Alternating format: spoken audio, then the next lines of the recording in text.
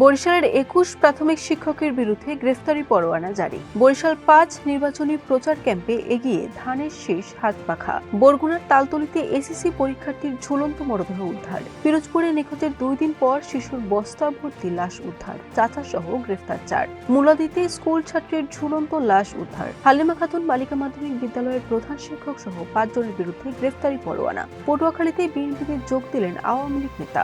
মঠবাড়িয়ায় মিথ্যা মামলা দিয়ে হয়রানির অভিযোগ। আসসালামু আলাইকুম। বরিশাল ডট নিউজ থেকে রাত ৯টার শীর্ষ সংবাদে আমি ফারহানা করিম তুলি। এতক্ষণ শুনলেন সংবাদ শিরোনাম, এখন বিস্তারিত। বরিশালের মেহেন্দিগঞ্জে উপজেলার ৯টি প্রাথমিক বিদ্যালয়ের ২১ শিক্ষকের বিরুদ্ধে গ্রেফতারি পরোয়ানা জারি করেছে আদালত। দুর্নীতি দমন কমিশনের দায়ের করা মামলায় আসামি হিসেবে তাদের বিরুদ্ধে গ্রেফতারি পরোয়ানা জারির আদেশ দিয়েছেন বরিশাল জেলা ও দায়রা জজ শেখ ফারুক হোসেন। বরিশাল ৫ আসনে প্রতিদ্বন্দ্বিতাকারী প্রার্থীরা এরই মধ্যে বেশ জোরে সোরে নির্বাচনী প্রচারে মাঠে নেমেছেন। বিভিন্ন এলাকায় নির্বাচনী ক্যাম্প বসিয়ে চালাচ্ছেন প্রচারণা। তবে এসব নির্বাচনী ক্যাম্প স্থাপনে এগিয়ে রয়েছে কেবল বিএনপি ও ইসলামী আন্দোলন বাংলাদেশ। বরগুনার তালতলী উপজেলায় ঘর থেকে এক এসএসসি পরীক্ষার্থীর ঝুলন্ত মরদেহ উদ্ধার করেছে পরিবার। নিহত শিক্ষার্থী স্বাধীন দাস তালতলীর ছোট বগি ইউনিয়নের তালতলী পাড়া গ্রামের বাসিন্দা প্রদীপ দাসের ছেলে। পিরোজপুরের ভান্ডারিয়ায় মোহাম্মদ রাইয়ান মল্লিক নামে এক শিশুর বস্তা ভর্তি লাশ উদ্ধার করেছে পুলিশ।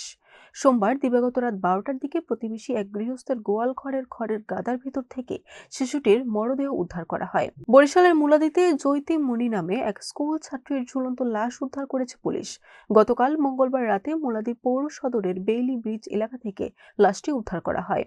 বরিশাল নগরীর হালিমা খাতুন বালিকা মাধ্যমিক বিদ্যালয়ের ব্যবসা শাখার শিক্ষক মাইদুল ইসলামের বিরুদ্ধে মিথ্যা মামলা দায়েরের অভিযোগে বিদ্যালয়ের বর্তমান ও সাবেক কর্তৃপক্ষ সহ ৫ জনের বিরুদ্ধে গ্রেফতারি পরোয়ানা জারি করেছে আদালত। পটুয়াখালীর মহিপুরে আওয়ামী লীগের এক নেতা বিএনপিতে যোগ দিয়েছেন।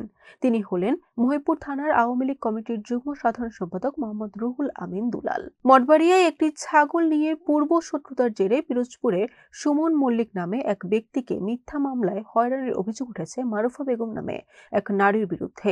এই ঘটনায় ক্ষোভে ফেটে যাচ্ছেন এলাকাবাসী। Barishal dot news.